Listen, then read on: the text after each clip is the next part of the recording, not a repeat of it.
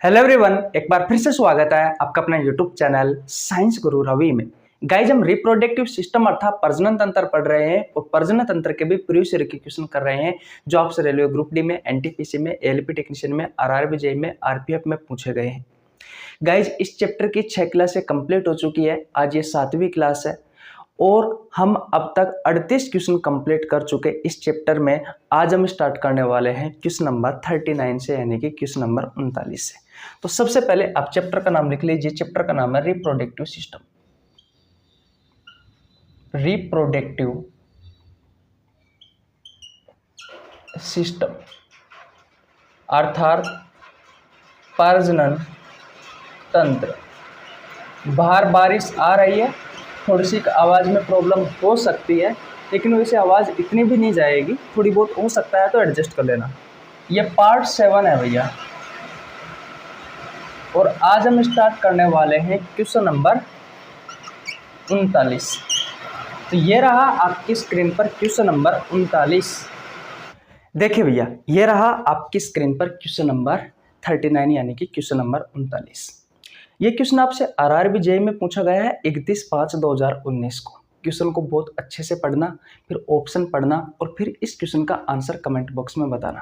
Question एक बार मैं आपको पढ़कर सुना देता हूं कि मादा प्रजनन कोशिकाओं का नाम क्या है। मादा प्रजनन कोशिका का नाम क्या है, ये क्वेश्चन है। आपके ऑप्शन है, ऑप्शन नंबर ए अंडा, ऑप्शन नंबर बी है शुक्राणु, ऑप्शन नंबर सी है बीजांड, ऑप्शन नंबर डी है अंडाशय। गाइज, लास्ट 2 क्लासों में हमने मेल रिप्रोडक्टिव सिस्टम से संबंधित क्वेश्चन किए थे, यानी कि नर प्रजनन तंत्र से संबंधित क्वेश्चन किए थे। मेल रिप्रोडक्टिव सिस्टम से जितने भी क्वेश्चन आपसे रेलवे ग्रुप डी में, एनटीपीसी में, एएलपी टेक्नीशियन में, आरआरबी जेईई में, आरपीएफ में पूछे गए हैं, वो सभी क्वेश्चन मैंने आपको करवाए। जो बच गए हैं वो मैं आपको आगे करवा दूंगा। वैसे मैंने लगभग 100 में से 90% जो क्वेश्चन थे वो सभी क्वेश्चन मैंने आपको लास्ट 2 क्लासों में मेल रिप्रोडक्टिव सिस्टम से करवा दिए। आज हम स्टार्ट कर रहे हैं फीमेल रिप्रोडक्टिव सिस्टम से। जितने भी क्वेश्चन पूछे गए हैं आपसे रेलवे ग्रुप डी में, एनटीपीसी में, एएलपी टेक्नीशियन में, आरआरबी जेईई में, आरपीएफ में, वो सभी क्वेश्चन एक एक करके करता हुआ भैया मैं सारे के सारे ही क्वेश्चन कॉन्सेप्ट से आपको करवाने वाला हूँ। तो बिल्कुल भी टेंशन नहीं लेनी है। रेलवे में जितने भी क्वेश्चन पूछे गए हैं इस चैप्टर से वो सभी क्वेश्चन मैं आपको करवाऊंगा। हाँ, यह है कि लास्ट की 3 क्लास से देखना मिस मत करना है, क्योंकि लास्ट की 3 क्लासों में अभी लेटेस्ट आपसे जो रेलवे ग्रुप डी में और एनटीपीसी में जो क्वेश्चन पूछे गए हैं वो क्वेश्चन करवाने वाला हूँ। आपने कम्युनिटी पोस्ट में भी देखा था, मैंने 1-2 क्वेश्चन कम्युनिटी पोस्ट में भी डाले थे जो इस रिप्रोडक्टिव सिस्टम वाले चैप्टर से पूछे गए थे। ऐसे क्वेश्चन करवाने वाला हूँ लास्ट की 2-3 क्लासों में। अच्छे क्वेश्चन है भैया। चलिए आज की क्लास की शुरुआत करते हैं भैया। बताइए इस क्वेश्चन का राइट आंसर क्या होगा।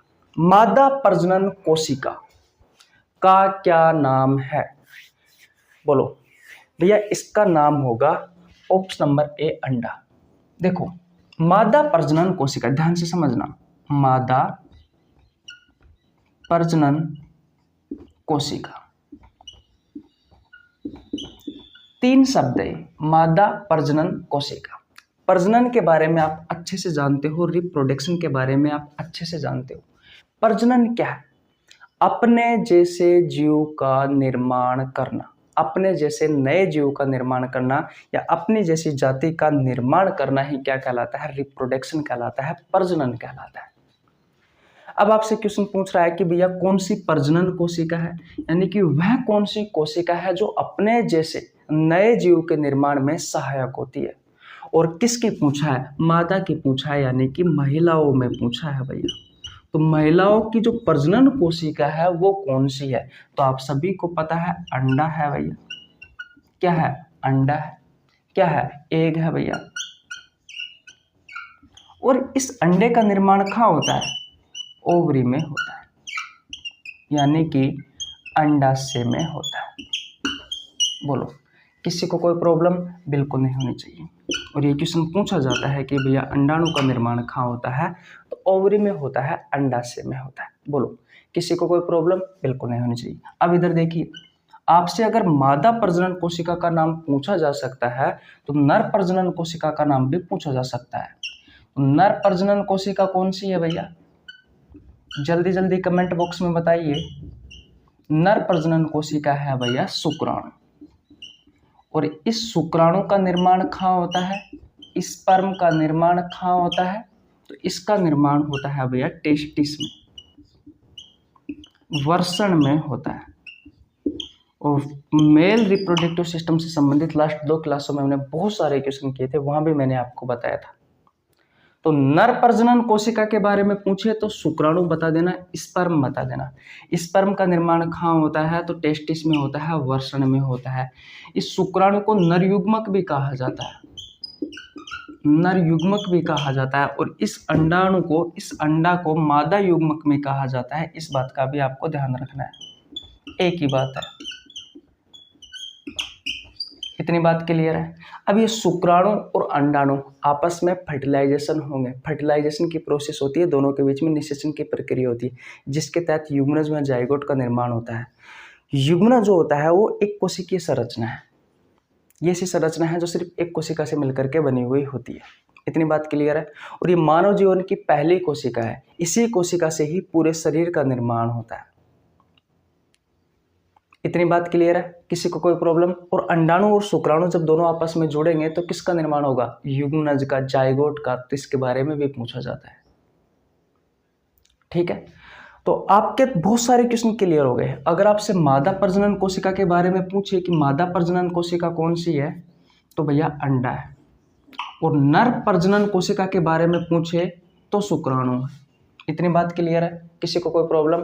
अगर आपसे नर युग्मक के बारे में पूछे कि नर युग्मक क्या है, तो शुक्राणु है। और मादा युग्मक के बारे में पूछे तो बताना है अंडाणु है या अंडा है भैया। इतनी बात क्लियर है। अगर आपसे क्वेश्चन पूछे कि अंडे का निर्माण कहाँ होता है, तो ओवरी में होता है, अंडाशय में होता है। ठीक है, अगर आपसे क्वेश्चन पूछे कि शुक्राणु का निर्माण कहाँ होता है, तो भैया टेस्टिस में होता है, वर्षण में होता है। बोलो, किसी को कोई प्रॉब्लम यहाँ तक? बिल्कुल नहीं होनी चाहिए। तो राइट आंसर क्या होगा? ऑप्शन नंबर ए, अंडा। RRB जेईई में पूछा गया है 31/5/2019। गाइज, अगर आपने ये चैप्टर नहीं पढ़ा है तो आपको नीचे लिंक डिस्क्रिप्शन में मिल जाएगा, जाकर के देख लेना भैया। मैंने इस चैप्टर को बहुत अच्छे से पढ़ा रखा है। ठीक है, इससे पहले की 6 क्लासें अगर इस चैप्टर की आपने नहीं देखी है तो जाकर के देख लेना, क्योंकि भैया आपने चैप्टर चाहे पढ़ा हो या नहीं पढ़ा हो कोई फर्क नहीं पड़ता, लेकिन अगर आप हमारी पिछली शुरुआत से क्लासें देख रहे हो तो आपका एक भी क्वेश्चन नहीं छूटेगा, क्योंकि सारी थ्योरी मैंने यहाँ पर पढ़ाई है, आपको बहुत अच्छे से पढ़ाई है भैया। ठीक है, अब जल्दी जल्दी हमें सिलेबस भी पूरा करना है। चैप्टर में आपको पढ़ा कर आ चुका, 6 क्लासेस की हो चुकी है। अब भैया हम जल्दी जल्दी क्वेश्चन करते हैं, लेकिन इतने भी जल्दी नहीं करते कि आपको कुछ समझ में ही नहीं आएगी। सारी चीज़ें समझ में आ जाएगी। जैसे इस क्वेश्चन में मैंने आपको सारी चीज़ें बताई है, कॉन्सेप्ट के साथ में चीज़ें बताई है, वैसे ही सारी चीज़ें समझ में आएगी, कोई दिक्कत वाली बात नहीं है। चले भाई आगे, किसी को कोई प्रॉब्लम यहाँ तक? बिल्कुल नहीं होनी चाहिए। चलो भाई क्वेश्चन नंबर 40 की ओर चलते हैं। चले, ओके। देखिए भैया, अब बात करते हैं क्वेश्चन नंबर 40 की। क्वेश्चन नंबर 40 कहता है कि जो निषेचित अंडा है जिसे युग्मनज कहा जाता है, वो किसकी परत में समाविष्ट हो जाता है? आपके ऑप्शंस है, ऑप्शन नंबर ए डिंबवाहिनी, ऑप्शन नंबर बी है योनि, ऑप्शन नंबर सी है गर्भाशय ग्रीव्या, ऑप्शन नंबर डी है गर्भाशय। RRB ग्रुप डी में पूछा गया क्वेश्चन है, 30/10/2018 में पूछा गया। एक चीज मैं आपको बता दूं, बहुत सारे स्टूडेंट कमेंट बॉक्स में पूछते हैं कि भैया हम रेलवे ग्रुप डी के लिए कौन सी बुक पढ़े, NTPC के लिए कौन सी बुक पढ़े। भैया मैं आपको इतना बता दूं, सबसे पहले आपका सिलेबस कंप्लीट करो और फिर प्रीवियस ईयर क्वेश्चन निकालो। आपको कोई बुक पढ़ने की आवश्यकता ही नहीं है। प्रीवियस ईयर क्वेश्चन निकालोगे तो आपको पता लग जाएगा कि कितना आप पाने में हो और कितने आप ऊपर हो।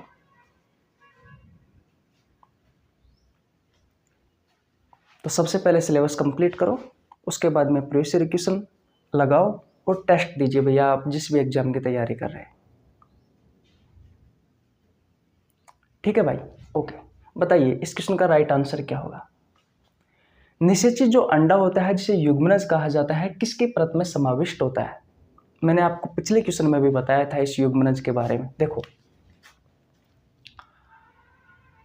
नर के बारे में बात करता हूं, तो नर में जो प्रजनन कोशिका होती है, या जनन कोशिका भी कह सकता हूं, बात एक ही है।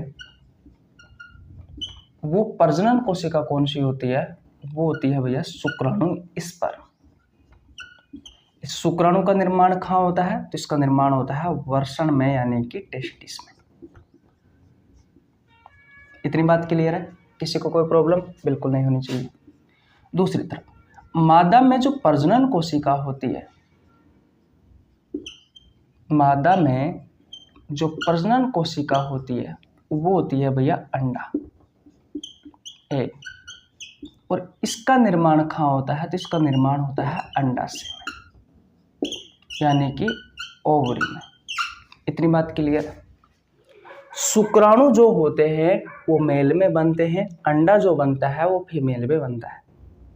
सेक्सुअल इंटरकोर्स के तहत जो स्पर्म होते हैं, जो शुक्राणु होते हैं, वो फीमेल के जेनिटल एरिया तक पहुंचते हैं और वहां जाकर ये जो अंडा होता है इस अंडाणु को भेद देते हैं भैया।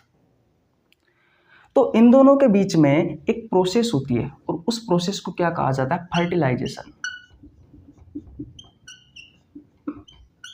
निषेचन। और इस निषेचन की प्रक्रिया में जो शुक्राणु होता है वो इस अंडाणु को भेद देता है, जिसके कारण किसका निर्माण होता है? जिसके कारण युग्मनज का निर्माण होता है। इसे इंग्लिश में जाइगोट कहा जाता है। इसे इंग्लिश में क्या कहा जाता है? जाइगोट कहा जाता है। मैंने आपसे कहा है कि ये जो जाइगोट है ये मानव जीवन की पहली कोशिका है और ये फर्टिलाइजेशन की जो प्रोसेस होती है ये कहाँ होती है? सबसे बड़ी बात ये है। तो भैया ये फर्टिलाइजेशन की जो प्रोसेस होती है वो होती है फैलोपियन ट्यूब में, वो होती है फैलोपियन ट्यूब में। अभी मैं आपको इस क्वेश्चन के बाद में इस फैलोपियन ट्यूब के बारे में भी बता दूंगा ताकि आपको बहुत अच्छे से समझ में आ जाए कि भैया एक्चुअली में फर्टिलाइजेशन की प्रोसेस कहाँ होती है, एक्चुअली में ये अंडाणु और शुक्राणु आपस में कहाँ पर जुड़ते हैं? फैलोपियन ट्यूब में जुड़ते हैं। इस फैलोपियन ट्यूब के भी भैया अलग अलग भाग होते हैं, उनके बारे में भी मैं आपको बताने वाला हूँ। पहले इस क्वेश्चन को समझ लीजिए। तो फर्टिलाइजेशन की प्रोसेस हो गई फैलोपियन ट्यूब में, जिसके तहत युग्मनज जो है जाइगोट बन गया। अब भैया ये फैलोपियन जो ट्यूब होती है ये गर्भाशय से जुड़ी हुई होती है। तो ये जो युग्मनज जो जाइगोट बना है ये गर्भाशय की आंतरिक जो भित्ति होती है, यानी कि गर्भाशय की आंतरिक जो दीवार होती है उस पर जाकर चिपक जाता है। ये कहाँ चिपक जाता है? गर्भाशय की यानी कि यूट्रस की जो आंतरिक दीवार होती है उस आंतरिक दीवार पर जाकर के चिपक जाता है। कौन? ये युग्मनज है जाइगोट। क्वेश्चन आपसे यही पूछा है कि निषेचित अंडा युग्मनज किसकी परत में समाविष्ट हो जाता है? तो गर्भाशय की आंतरिक दीवार में जाकर के ये चिपक जाता है, गर्भाशय की आंतरिक दीवार में जाकर के समाविष्ट हो जाता है। इतनी बात क्लियर है? किसी को कोई प्रॉब्लम बिल्कुल नहीं होनी चाहिए।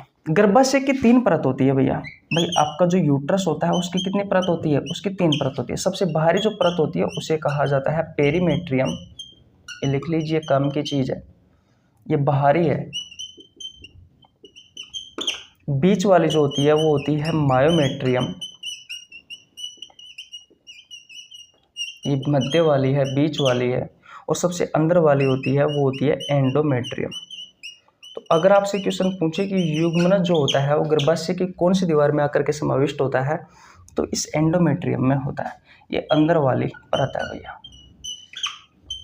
इतनी बात क्लियर है? अब मैं आपको छोटा सा एक डायग्राम बनाता हूँ फीमेल रिप्रोडक्टिव सिस्टम का, उससे आपको अच्छे से समझा सकूं। बोलो, क्वेश्चन आपको समझ में आया? बताइए भैया, क्वेश्चन आपको समझ में आया या नहीं आया? पहले मुझे ये बताओ। आ गया? ओके, अब मिटा देता हूं, स्क्रीनशॉट ले लीजिए। ले लिए भैया?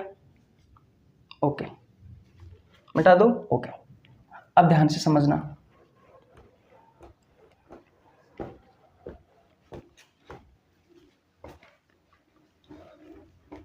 अगर आप गूगल पर या यूट्यूब पर फीमेल रिप्रोडक्टिव सिस्टम का डायग्राम सर्च करोगे तो अब मैं जो बनाने वाला हूं वो आएगा।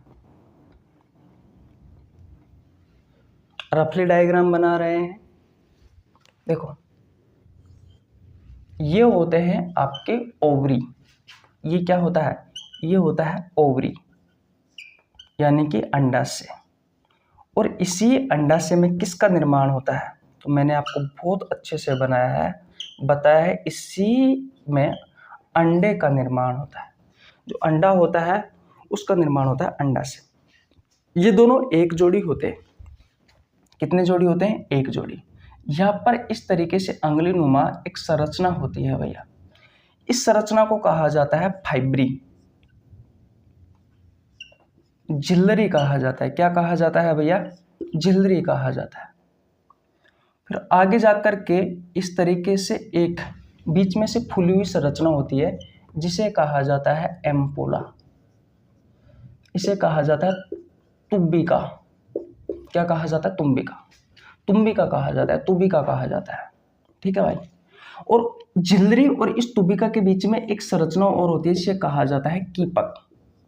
क्या कहा जाता है? कीपक। और इस कीपक को इंग्लिश में कहा जाता है इनफंडिबुलम। इनफंडिबुलम। इतनी बात क्लियर है। और तुबिका के बाद में एक संरचना इस तरीके से होती है जो गर्भाशय से जुड़ी हुई होती है और इसे कहा जाता है संकीर्ण पथ। इसे क्या कहा जाता है? इसे संकीर्ण पथ कहा जाता है। इसे क्या कहा जाता है? इसे संकीर्ण पथ कहा जाता है। इसे संकीर्ण पथ कहा जाता है, इस्तमा कहा जाता है। ठीक है।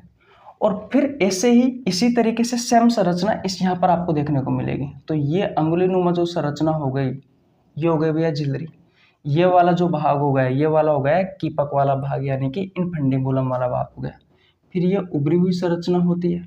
फिर इस तरीके से भैया ये एक संरचना और होती है। तो ये वाला भाग कीपक हो गया और ये वाला भाग संकीर्ण पथ हो गया। कीपक नहीं, ये वाला भाग तुम्बिका हो गया, ये वाला संकीर्ण पथ हो गया। और बीच में यहाँ पर क्या होता है? यहाँ पर होता है भैया गर्भाशय। ये क्या है आपका? ये गर्भाशय है भैया। अभी सारी चीज समझ में आ जाएगी। ये क्या है? ये गर्भाशय ग्रीव्य है और ये योनि का मार्ग है। ये गर्भाशय ग्रीव्य है और ये योनि यानी कि वेजाइना है। देखो भैया, कुछ इस तरीके से अच्छा नहीं बना, लेकिन आपको समझाने के लिए बेहतर है। आपको समझाने के लिए बेहतर है। अब ध्यान से समझना। अब तक आपको समझ में आया या नहीं आया है कोई दिक्कत नहीं है, लेकिन अब ध्यान से समझना। अब आगे आने वाले 10 मिनट में आपको सारी चीजें समझ में आ जाएगी, ये मेरी गारंटी है। देखो, ये होता है ओवरी। ये दोनों एक जोड़ी होते हैं। तो सबसे पहले ओवरी के बारे में बात करते हैं। मोटे मोटे से पॉइंट है, लिख लेना, बहुत काम की चीज है। ओवरी को बोलते हैं अंडाशय। ओवरी को क्या बोलते हैं भैया? अंडाशय बोलते हैं। ये एक जोड़ी होती है।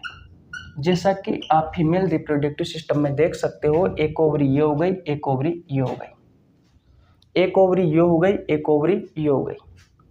ये एक जोड़ी होती है।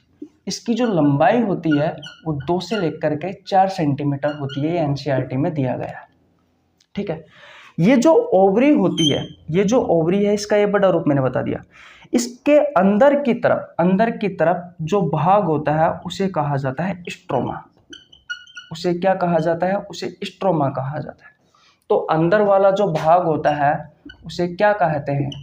जो अंदर वाला भाग होता है उसे क्या कहते हैं? उसे स्ट्रोमा कहते हैं भैया। ठीक है। फिर इस स्ट्रोमा के भी 2 भाग होते हैं। एक होता है मेडुला और एक होता है कोर्टेक्स।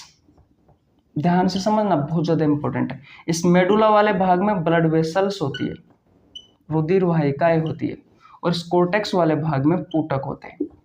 तो इस अंदर वाले भाग में 2 संरचना आपको देखने को मिलती है। एक इस तरीके से ब्लड वेसल्स देखने को मिलेगी। तो ब्लड वेसल्स जो वाला भाग होगा उसे मेडुला कहा जाता है। और जो पूटक वाला भाग होता है, ये पूटक में ही अंडा का निर्माण होता है। याद रखना, इस पूटक में ही किसका निर्माण होता है? इस पूटक में ही अंडा का निर्माण होता है। इतनी बात क्लियर है। तो ये पूटक वाला जो भाग होता है उसे कोर्टेक्स कहा जाता है। तो पहले तो मुझे ये बताओ कि आपको इस ओवरी के बारे में, इस अंडाशय के बारे में समझ में आया या नहीं आया? पूटक में अंडा का निर्माण होता है। मैंने आपसे ओवरऑल ये आपसे कहा था कि जो ओवरी होती है, इस ओवरी में अंडा का निर्माण होता है। कहा था ना आपसे? ये एक जोड़ी होती है। इसकी लंबाई 2 से लेकर के 4 सेंटीमीटर होती है। इसका अंडाशय का जो अंदर वाला भाग होता है उसे स्ट्रोमा कहा जाता है। ओवेरियन फॉलिकल कहा जाता है। किसको? इस अंडाशय के चारों ओर इसको सुरक्षा प्रदान करने के लिए एक झिल्ली पाई जाती है, इसे ओवेरियन स्ट्रोमा कहा जाता है। जिसे क्या कहा जाता है? ओवेरियन स्ट्रोमा कहा जाता है। खैर, आपसे रेलवे में नहीं पूछा गया है, कोई दिक्कत नहीं। अगर आप याद करना चाहो तो कर सकते हो। फिलहाल आपको इतनी कहानी समझ में आ गई होगी। मेरा समझाने का मतलब इतना है यहाँ पे। वैसे मैंने आपको चैप्टर में बहुत अच्छे से पढ़ा रखा है कि आपकी जो ओवरी है, इस ओवरी में किसका निर्माण होता है? अंडा का निर्माण होता है। इतना समझ में आ गया आपको? किसी को कोई प्रॉब्लम यहाँ तक बिल्कुल नहीं होनी चाहिए। मिटा दो इसको। ओके, अब आगे समझिए भैया, अब आगे समझिए। ये मैंने आपको गर्भाशय बताया है, ये क्या है, ये गर्भाशय है, ये क्या है, गर्भाशय है। लेकिन इस गर्भाशय के और इस ओवरी के, इस गर्भाशय के और इस ओवरी के बीच में यहां से लेकर के यहां तक की जो आप संरचना देख रहे हो, इसे कहा जाता है फैलोपियन ट्यूब। इसे कहा जाता है फैलोपियन ट्यूब। इसे कहा जाता है डिंब वाहिनी या फिर अंड वाहिनी कहा जाता है। और इसी में ही भैया फर्टिलाइजेशन की प्रोसेस होती है, फर्टिलाइजेशन की प्रोसेस होती है, निषेचन की प्रक्रिया होती है। निषेचन की प्रक्रिया के बारे में मैं लास्ट क्लास में आपको बता चुका कि जो अंडाणु होता है, लास्ट क्लास में, इसी क्लास में यानी कि पिछले क्वेश्चन में आपको बता चुका कि अंडाणु और जो शुक्राणु है वो आपस में जुड़ेंगे, फर्टिलाइजेशन की प्रोसेस होगी और जिसके तहत किसका निर्माण होगा, युग्मनज का निर्माण होगा, जाइगोट का निर्माण होगा। ये मैं आपको बता चुका। अब देखो, इस ओवरी में अंडा बना और देखो ये अंगुली नुमा जो आपको संरचना दिखाई दे रही है, ये वाली जो किससे जुड़ी हुई है, जो इस ओवरी से जुड़ी हुई है, जो इस ओवरी से जुड़ी हुई है, इस अंगुली नुमा संरचना को कहा जाता है फाइब्री झिल्ली कहा जाता है। याद रखना, जो अंडाणु होता है ये अचल कोशिका है, ये गति नहीं करती है, ये अचल कोशिका है, ये अचल कोशिका है, ये भी इंपॉर्टेंट चीज है। और जो शुक्राणु होता है ये चल कोशिका है भैया, ये क्या है, ये चल कोशिका है। शुक्राणु गति कर सकता है लेकिन अंडाणु जो होता है वो गति नहीं कर सकता। तो इस ओवरी में अंडाशय का निर्माण हो गया, सॉरी इस ओवरी में, इस अंडाशय में अंडा का निर्माण हो गया। और अंडा का निर्माण किस में हुआ था, पुटक में हुआ था भैया। तो जैसे ही पुटक फटा और अंडाणु बाहर निकला और इस अंडाणु बाहर निकला, ये अंडा बाहर निकला और इस अंडे को किसने पकड़ा, फाइब्रिस झिल्ली ने। जो अंगुलीनुमा जो संरचना होती है ये गति करती रहती है, ये अंडे को पकड़ने में सहायक होती है। किससे, इस ओवरी से, इस अंडाशय से। तो इसने अंडे को पकड़ करके ये झिल्ली इस अंडे को खा ले आई, इस वाले भाग में ले आई और इस वाले भाग को कहा जाता है कीपक, इनफंडिबुलम कहा जाता है। क्या कहा जाता है, इनफंडिबुलम कहा जाता है, कीपक कहा जाता है। दिख रहा है आपको, हाँ। इस कीपक में एक उभरी हुई संरचना होती है बालों जैसी, जिसे कहा जाता है सीलिया। ये सीलिया हमेशा गति करती रहती है। ये जो अंडा होता है, इस अंडे को भैया इस एम्पुला वाले भाग में पहुंचा देती है, इस तूबिका वाले भाग में पहुंचा देती है। ऐसा कहा जाता है किसी एम्पुला वाले भाग में, इसी तूबिका वाले भाग में, इसी एम्पुला वाले भाग में, तुम्बिका वाले भाग में क्या होता है, फर्टिलाइजेशन की प्रोसेस होती है, निषेचन की प्रक्रिया होती है। तो अगर आपसे क्वेश्चन पूछे कि फर्टिलाइजेशन की प्रोसेस कहाँ होती है, तो भैया एम्पुला वाले भाग में होती है। वैसे डिटेल में रेलवे में नहीं पूछा जाता, तूबिका वाले भाग में होती है। वैसे रेलवे में डिटेल में नहीं पूछा जाता, लेकिन अगर फिर भी पूछा जाए तो बता देना भैया, ठीक है। तो तुम्बिका यानी कि एम्पुला वाले भाग में होता है भैया फर्टिलाइजेशन, निषेचन की प्रक्रिया। और फर्टिलाइजेशन के प्रोसेस के तहत किसका निर्माण होता है, युग्मनज में जाइगोट का निर्माण होता है। किसका निर्माण होता है, युग्मनज में जाइगोट का निर्माण होता है। बहुत सारे टीचर ऐसे भी कहते हैं, एनसीईआरटी में भी दिया हुआ है कि भैया जो एग्जैक्ट जो निषेचन की प्रोसेस होती है, जो फर्टिलाइजेशन की प्रोसेस होती है, वो ये जो संकीर्ण पथ वाला जो भाग है, इसके और इसके, इन दोनों के बीच वाला जो पॉइंट है, इस जगह पर भैया फर्टिलाइजेशन की प्रोसेस होती है। इस जगह पर अंडाणु और शुक्राणु आपस में मिलते हैं, युग्मनज में जाइगोट का निर्माण होता है। तो इस चीज का भी ध्यान रखना है। अगर एम्पुला पूछे तो एम्पुला बता देना, अगर ये दोनों के बीच का भाग पूछे, यानी कि एम्पुला और जो संकीर्ण पथ है, यानी कि इस्थमा है, इन दोनों के बीच में पूछे तो ये दोनों चीजें आपको बतानी है। बोलो, यहां तक किसी को कोई प्रॉब्लम? इस्थमस होता है भैया, इस्थमस, हाँ। तो इस्थमस और जो एम्पुला है, इन दोनों के बीच में पूछे तो ये बता देना, नहीं तो आपको ये याद रखना है कि इस एम्पुला वाले भाग में फर्टिलाइजेशन की प्रोसेस होती है, यानी कि निषेचन की प्रक्रिया होती है, ठीक है। अब भैया जैसे ही युग्मनज में जाइगोट का निर्माण हुआ, तो भैया ये जाइगोट जो होता है, जो फैलोपियन, अब ये क्या यहाँ से लेकर के यहाँ तक क्या ये फैलोपियन ट्यूब है, तो ये जैसे ही ये जाइगोट का निर्माण हुआ तो ये जाइगोट कहाँ चला जाता है, इस गर्भाशय में चला जाता है भैया।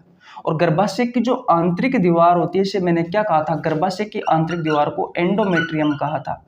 तो इस एंडोमेट्रियम से जाकर के वो जुड़ जाता है, उसमें जाकर के वो समाविष्ट हो जाता है, उसी से ही वो पोषण देना स्टार्ट कर देता है। और वहां पर ही भैया उसका विकास होता है, भ्रूण बनता है, भ्रूण का विकास होता है। पूरे 9 माह तक भैया, जब तक वो बच्चा नहीं बन जाता तब तक वो माँ के गर्भ में ही रहता है, गर्भाशय में ही रहता है, यूट्रस में ही रहता है।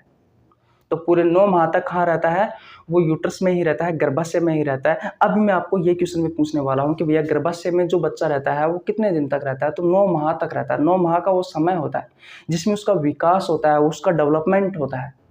इतनी बात क्लियर है। तो अब आपको फेलोपियन ट्यूब के बारे में बहुत अच्छे से समझ में आ गया होगा। फेलोपियन ट्यूब है वो अलग अलग भागों से मिलकर के बनी हुई होती है, जैसे कि झिल्ली हो गया, ये कीपक हो गया, ये तुम्बिका हो गया, ये संकीर्ण पथ हो गया, इस्तमस, फाइब्री या एम्पुला या फिर इन्फेंडिबुलम, ये सभी कहते हैं भैया। तो अब आपको बहुत अच्छे से समझ में आ गया होगा। जितना मैं बता रहा हूँ उतना याद कर लीजिए, एक भी क्वेश्चन नहीं छूटेगा, ये मेरी गारंटी है। तो आशा करता हूँ ये सारी चीजें आपको समझ में आ गई होगी। अब नेक्स्ट क्वेश्चन की ओर चलते हैं भैया, चले। ओके, देखिए भैया, ये रहा आपकी स्क्रीन के सामने क्वेश्चन नंबर 41, यानी कि क्वेश्चन नंबर 41। क्वेश्चन नंबर 41 कहता है कि जो निषेचित अंडा है, जिसे युग्मनज कहते हैं। अभी लास्ट क्वेश्चन किया था सेम वही क्वेश्चन है। ये जो युग्मनज होता है किस में समाविष्ट हो जाता है? आपके ऑप्शन है, ऑप्शन नंबर ए अंडाशय, ऑप्शन नंबर बी है गर्भाशय, ऑप्शन नंबर सी है योनि, ऑप्शन नंबर डी है गर्भाशय ग्रीव्या। आरआरबी ग्रुप डी में पूछा गया है 19/9/2018 को। पिछला क्वेश्चन जो मैंने आपको करवाया था क्वेश्चन नंबर 40, वो भी आपसे आरआरबी ग्रुप डी में पूछा गया है 30/10/2018 को। तो दोनों सेम क्वेश्चन है, इसलिए मैंने दोनों को साथ साथ रख लिया। राइट आंसर क्या होगा? ऑप्शन नंबर बी, गर्भाशय की आंतरिक दीवार में जाकर के समाविष्ट होता है, और उस आंतरिक दीवार को क्या कहा जाता है? एंडोमेट्रियम कहा जाता है। ठीक है भाई, किसी को कोई प्रॉब्लम? जो बाहरी दीवार होती है उसे पेरीमेट्रियम, बीच वाली को मायोमेट्रियम और अंदर वाली को एंडोमेट्रियम। कोई दिक्कत बिल्कुल नहीं होनी चाहिए। आरआरबी ग्रुप डी में 19/9/2018 को। ओके भैया, क्वेश्चन नंबर 42 की ओर चले। ओके, देखिए भैया, क्वेश्चन नंबर 42 एग्जामिनर का पूछने का जो तरीका है वो थोड़ा सा अलग है। एक ही क्वेश्चन है, एक ही कॉन्सेप्ट है, लेकिन वो अलग अलग तरीके से पूछ रहा है आपसे। तो आपको कॉन्सेप्ट पर काम करना है। अगर आप कॉन्सेप्ट पर काम करोगे तो कोई दिक्कत वाली बात नहीं है। देखो, इससे पहले मैं आपसे 2 क्वेश्चन बता चुका जो आपसे रेलवे ग्रुप डी में पूछे गए थे अलग अलग डेट को। एक ये क्वेश्चन है, तीनों का जो पूछने का तरीका है वो थोड़ा सा अलग है। देखो, ये क्वेश्चन किस तरीके से पूछा गया है। क्वेश्चन नंबर 42 कहता है कि मनुष्यों में जो निषेचित अंडा है वो किसके स्तर में प्रत्यारोपित हो जाता है? आपके ऑप्शन है, ऑप्शन नंबर ए योनि, ऑप्शन नंबर बी है गर्भाशय ग्रीव्या, ऑप्शन नंबर सी है गर्भाशय, ऑप्शन नंबर सी है अंडाशय। आरआरबी ग्रुप डी में पूछा गया है 19/9/2018 को। बताइए राइट आंसर क्या होगा? अरे भाई, सबको पता है गर्भाशय होगा। गर्भाशय की जो आंतरिक दीवार है उसमें जाकर के धंसता है भैया निषेचित जो अंडा होता है, युग्मनज या जाइगोट कहते हैं। कितनी बार पढ़े, बस याद होना चाहिए। डायग्राम की सहायता से भी मैंने आपको समझाया है बहुत अच्छे से। ठीक है, तो क्वेश्चन नंबर 42 कंप्लीट हुआ। ओके, क्वेश्चन नंबर 43 की ओर चलते हैं, चले। ओके, देखिए भैया, ये रहा आपकी स्क्रीन पर क्वेश्चन नंबर 43। क्वेश्चन नंबर 43 कहता है कि माँ के शरीर के अंदर बच्चे का जो विकास है, मनुष्यों के मामले में पूछा गया है, लगभग कितने महीने लगते हैं भैया? अभी मैं आपको बता के आ रहा था जब मैंने आपको डायग्राम समझाया था फीमेल रिप्रोडक्टिव सिस्टम का, कि भैया पूरे माँ के अंदर जो गर्भाशय होता है उस गर्भाशय में बच्चे के विकास के लिए पूरे 9 माह का समय लगता है।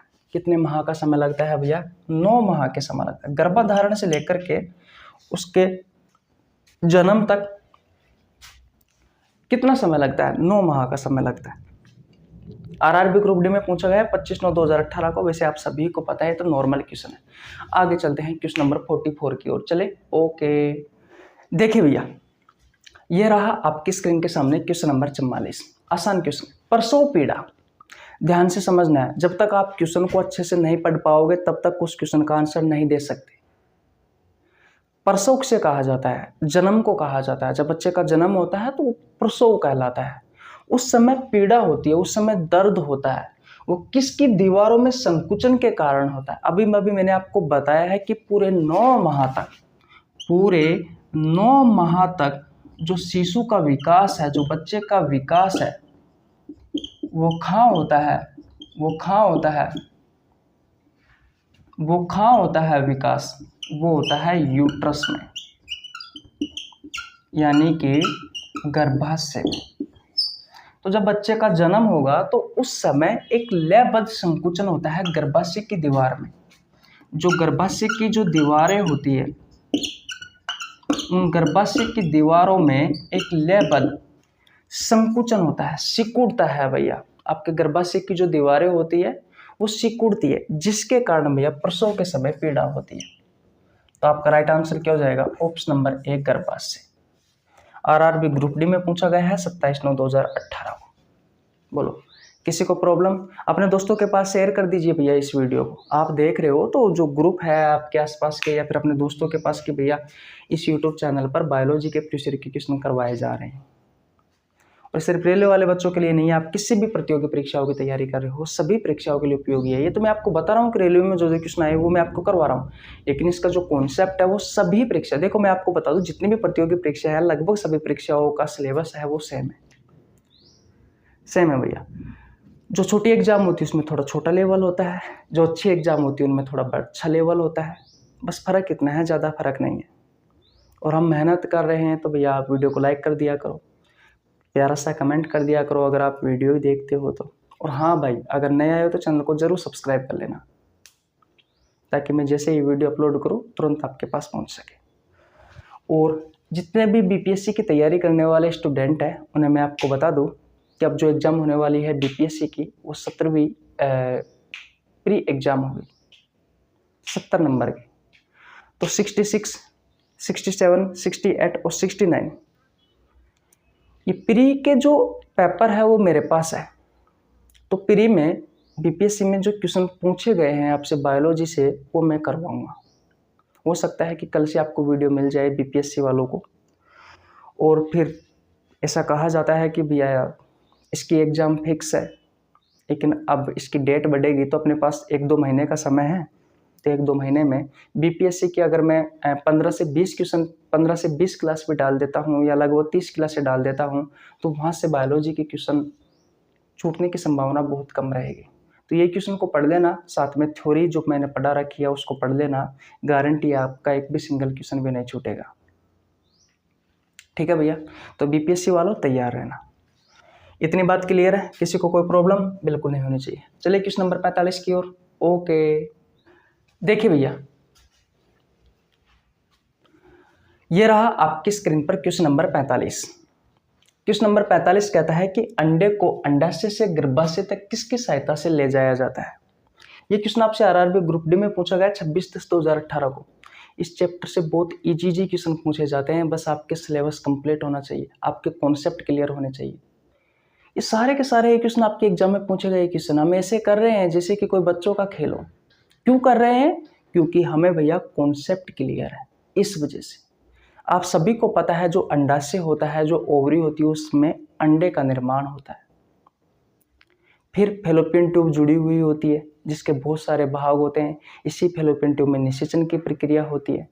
तो फैलोपियन ट्यूब की सहायता से ये जो अंडा होता है वो गर्भाशय तक पहुंचता है कि नहीं है? यही तो बात है, यही तो छोटा सा कॉन्सेप्ट है।